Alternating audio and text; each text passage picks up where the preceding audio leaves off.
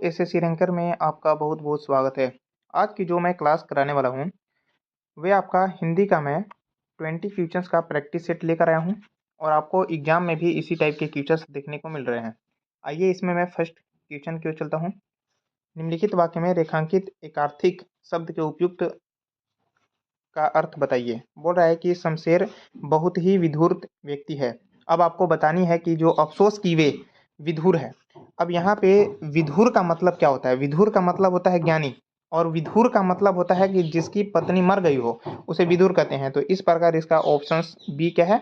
Correct है। Next question को चलता हूँ। अगला क्वेश्चन सबसे पूछा हुआ है कि गंगा का इनमें से कौन सा पर्यायवाची है? तो गंगा का पर्यायवाची देव नदी है। और गंगा को क्या कहते हैं? गंगा को मंदाकिनी भी कहते हैं। ठीक है। और गंगा को सुरसरी भी कहते हैं। ठीक है। और आपका इसको भागीरथी भी कहा जाता है। भागीरथी इस टाइप से कहा जाता है। अब देखिए क्या कलानिधि किसे कहते हैं? तो कलानिधि चंद्रमा को कहते हैं। ठीक है। अब देखो यहाँ पे तरनी किसे बोलते हैं? नदी को। तरनी नदी को बोला जाता है। और जो सलील है, सलील पानी को कहा जाता है। नेक्स्ट क्वेश्चन को चलता हूँ। आपका मुहावरे से क्वेश्चन बोला हुआ है कि दंग रह जाने का मुहावरा का अर्थ क्या होते हैं? तो ये आपका होते हैं बहुत हैरान होना। अब यहाँ पे होता है कि बहुत परेशान होने का मुहावरा का अर्थ होता है नाक में दम करना होते हैं। इस टाइप से आप देख सकते हैं। बहुत खुश होना मतलब कि बासो उछलना, इसका मुहावरे का अर्थ होते हैं। नेक्स्ट आपका दिया हुआ है बहुत सताना का मुहावरा होता है खून के आंसू रुलाना। नेक्स्ट क्वेश्चन को चलता हूँ।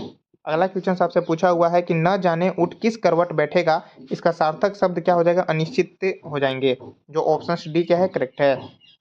नेक्स्ट क्वेश्चन बोला हुआ है आपसे कि निम्नलिखित वाक्य की पूर्ण उचित, यहाँ पे कर्ता कारक की विभक्ति क्या होते हैं? ने होते हैं। तो यहाँ पे ने से बोलनी है। बोल रहा है कि सोहन ने घर का सारा काम किया है। जो ऑप्शन ए क्या है? करेक्ट है। नेक्स्ट क्वेश्चन आपका बोला हुआ है। नेक्स्ट क्वेश्चन आपसे पूछा हुआ है जो पीछे उत्पन्न हुआ हो उसे कनिष्ठ कहा जाता है। अब यहाँ पे विधुर किसे कहते हैं? तो वह पुरुष, ठीक है, वह पुरुष जिसकी पत्नी मर गई हो, जिसकी पत्नी मर गई हो उसे क्या कहते हैं? विधुर कहा जाता है। अब यहाँ पे आपका साधक, साधक जिसे कोई कार्य सिद्ध हो उसे कहते हैं। नेक्स्ट क्वेश्चन को चलता हूँ। अगला क्वेश्चन बोला है कि नाक में दम करना मुहावरे के अर्थ क्या होते हैं? तो बहुत परेशान करना होता है। जो ऑप्शन बी क्या है? करेक्ट है। नेक्स्ट क्वेश्चन आपका दिया हुआ है। बोल रहा है कि जलज का पर्यायवाची इनमें से बतानी है। तो जलज मतलब जल में उत्पन्न होने वाला कौन है? कमल है। जो ऑप्शन बी क्या है? करेक्ट है।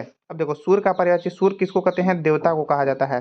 देवताओं का, और देवता को अमर भी कहते हैं, इनको देव कहा जाता है। इस टाइप से आप धरा, धरा किसको बोलते हैं? धरा धरती को बोला जाता है। ठीक है। पृथ्वी को बोलते हैं, पृथ्वी को बोलते हैं। तो इस प्रकार नेक्स्ट क्वेश्चन को चलता हूँ मैं। अगला क्वेश्चन सबसे पूछा हुआ है राम की स्त्री थी? नहीं, क्या थी? पत्नी थी। जो ऑप्शन बी क्या है? करेक्ट है। नेक्स्ट क्वेश्चन आपसे पूछा हुआ है। बोल रहा है कि निम्नलिखित में से कौन सा वाक्य संख्या के प्रयोग की दृष्टि से शुद्ध है? तो ये ऑप्शन 4 क्या है? करेक्ट है। राहुल बचपन में बहुत शरारती था। जो ऑप्शन डी क्या है? करेक्ट है। नेक्स्ट क्वेश्चन आपसे पूछा हुआ है कि अनुराग का विलोम क्या होता है? अनुराग का विलोम विराग होता है। जो ऑप्शन ए क्या है? करेक्ट है। नेक्स्ट स्थावर का विलोम क्या होते हैं? तो जंगम होते हैं। जो ऑप्शन डी क्या है?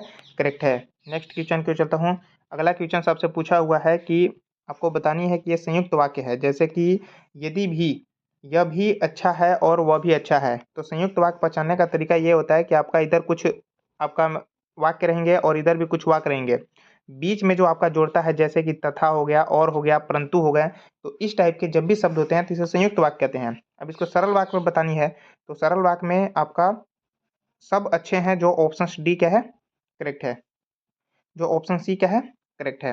उम्मीद है समझ में आया होगा आप लोग को क्वेश्चंस, और एग्जाम में भी क्वेश्चंस देखने को इसी टाइप से मिलते हैं। गणेश का पर्यायवाची इनमें से कौन सा नहीं है? तो गणेश को विनायक कहते हैं, गजानन कहते हैं, इनको गजवदन कहते हैं, लेकिन इनको अमर नहीं कहा जाता है। अमर किसको बोलते हैं? तो अमर देवता को बोला जाता है। ठीक है। नेक्स्ट क्वेश्चन को चलता हूँ। अगला क्वेश्चन सबसे बोल रहा है कि महावीर का अनेकार्थिक पूछा है। तो महावीर को क्या कहते हैं? जैन तीर्थकर कहते हैं।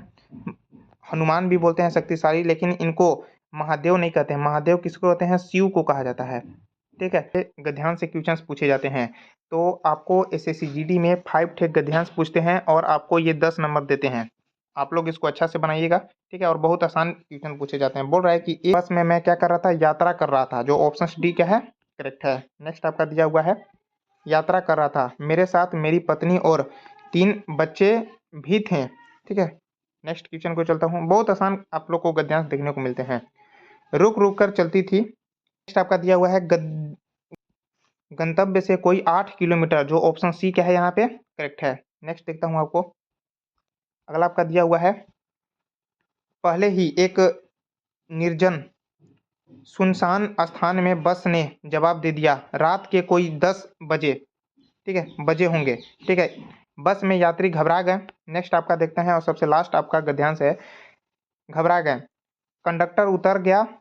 ठीक है, और क्या बना, चल और साइकिल लेकर चलता बना, जो ऑप्शन ए क्या है करेक्ट है। तो इस टाइप से मैंने आप लोग को हिंदी में 20 क्वेश्चंस कराएं और आपको एग्जाम में भी इसी टाइप से क्वेश्चंस देखने को मिल रहे हैं।